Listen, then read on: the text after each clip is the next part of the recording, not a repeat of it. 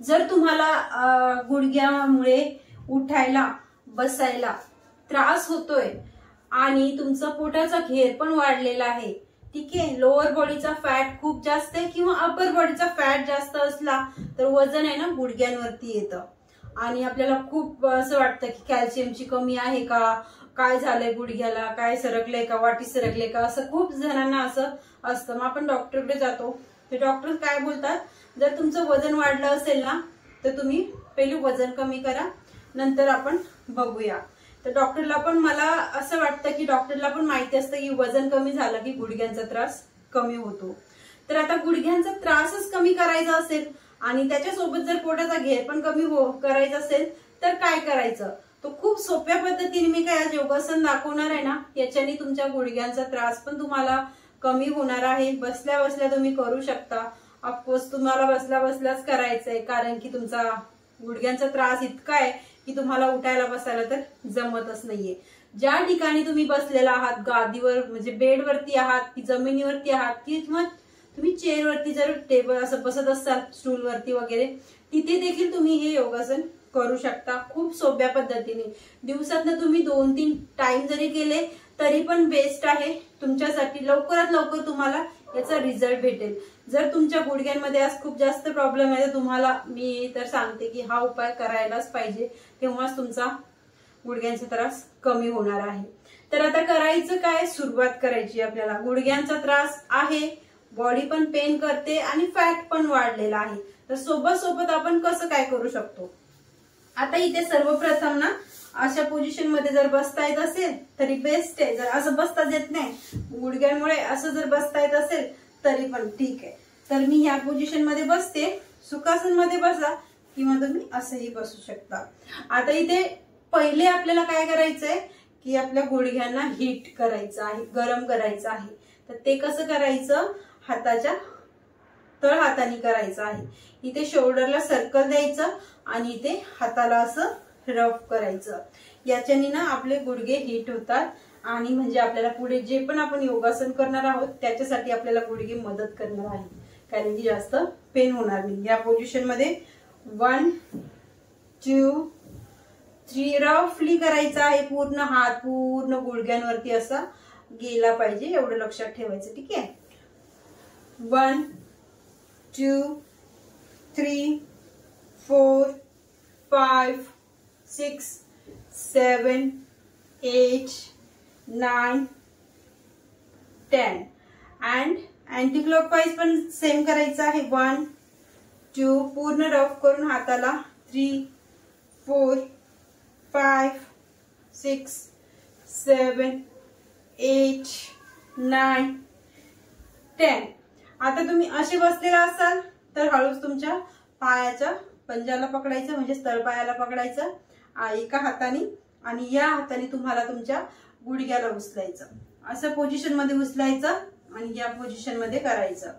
थोडं जितकं होईल तितकं तुम्ही ट्राय करायचं आहे. सुरुवातीला जर खूप पेन बिन असेल तर नाही होणार, पण जितकं होईल तितकं तुम्ही प्रयत्न करायचा. थोडासा पेन वगैरे होत असेल तर सहन करायचा, पण त्याची मुवमेंट करायची. या पोझिशन मध्ये 1 2 3 4 5 6 7 8 9 10.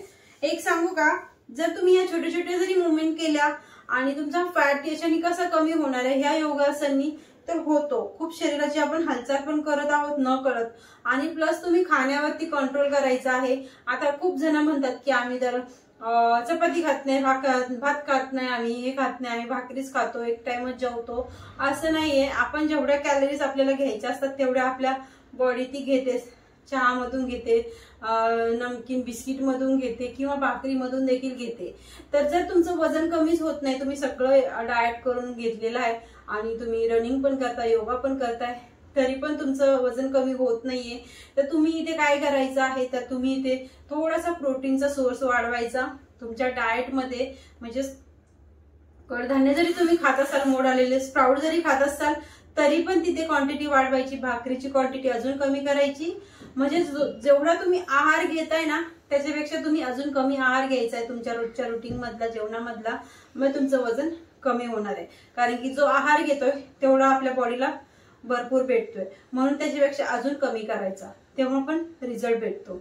आता ह्या पोझिशन मध्ये करून झालं. सेम पोझिशन करायची आपल्याला दुसऱ्या पायाला.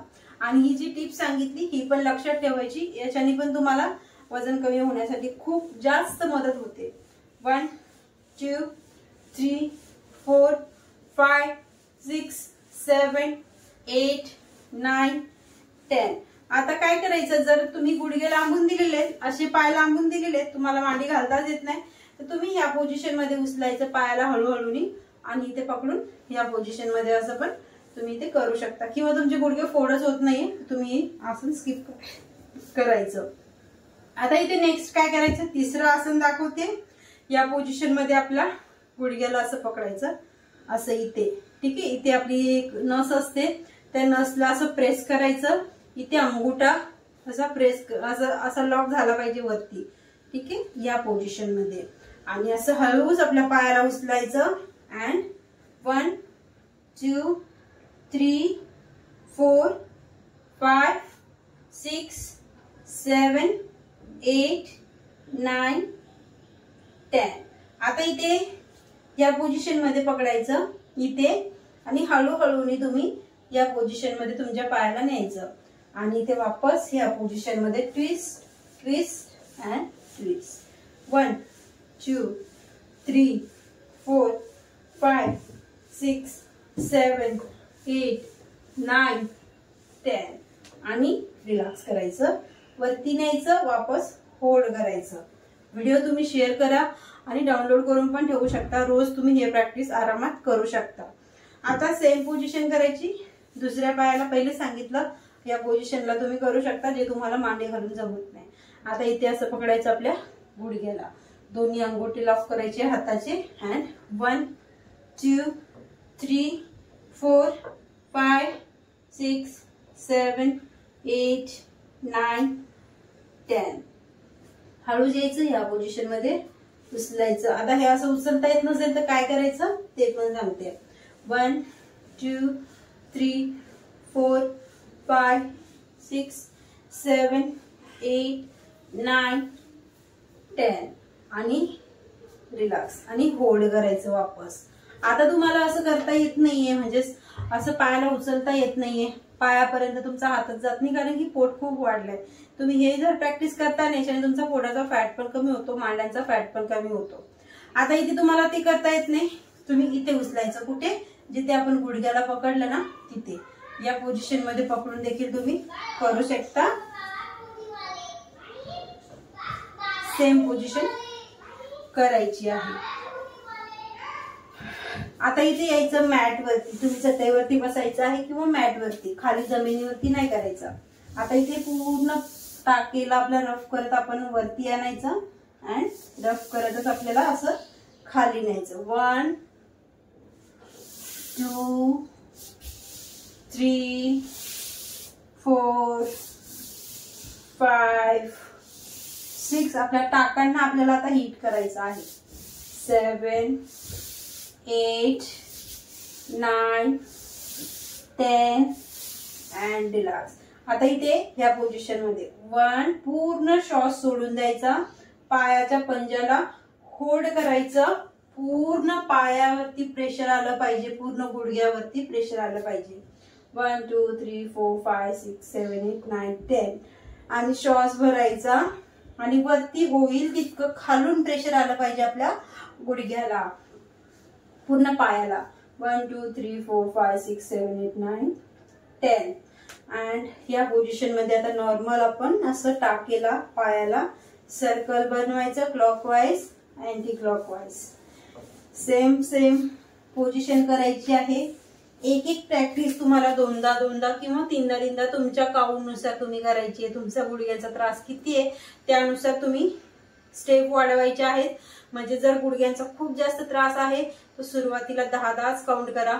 त्याच्यानंतर जास्त नॉर्मल त्रास असेल तो 20 घ्या, 30 घ्या, 30 घ्या. आणि जर नॉर्मलच आहे, ओके ठीक आहे करू शकते, तर 40-40चे 2 राऊंड आरामात करायचे आहेत. आणि ह्या एक्सरसाइजनी मी गॅरंटीने सांगते की तुम्हाला रिझल्ट भेटणार आहे. कारण की माझ्या ऑनलाईन योगा बॅचेस मध्ये खूप लेडीज अशा होत्या ना की त्यांना गुडघ्यांनी बसता येत नव्हतं, वागता येत नव्हतं. आज त्या बोलतात की मॅडम तुमचे खूप उपकार आहेत आमच्यावर, की आम्ही डॉक्टर एवढा खर्च करत होतो की ती तुमची फीस भरणं आम्हाला काहीच कठीण नाही वाटत, कारण की आमचं गुडघ्याचं दुखणं एकदम तुमच्यामुळेच राहून गेलं. असे योगासन असतात ना, हे खूप जास्त फायदा करतात बिमारीसाठी. तर हा व्हिडिओ तुम्हाला नक्कीच आवडला असेल. ज्यांचे पण गुडघ्यांमध्ये त्रास आहे त्यांना हा व्हिडिओ शेअर करा. खूप जास्त कामाचा आहे, तर सर्वांना फायदा होईल, तर चांगलीच गोष्ट आहे की नाही. तर भेटूया परत छानशा एका अशा छान व्हिडिओमध्ये, आणि तोपर्यंत बाय बाय. जसं सांगितलं तसं खाण्यावरती काय काय तुम्ही खाऊ शकता, काय नाही खाऊ शकत, त्या गोष्टीवरती पण फोकस ठेवायचं. 40+ आपलं वय गेलं, 50+ गेलं ना की लवकर वजन कमी नाही होत.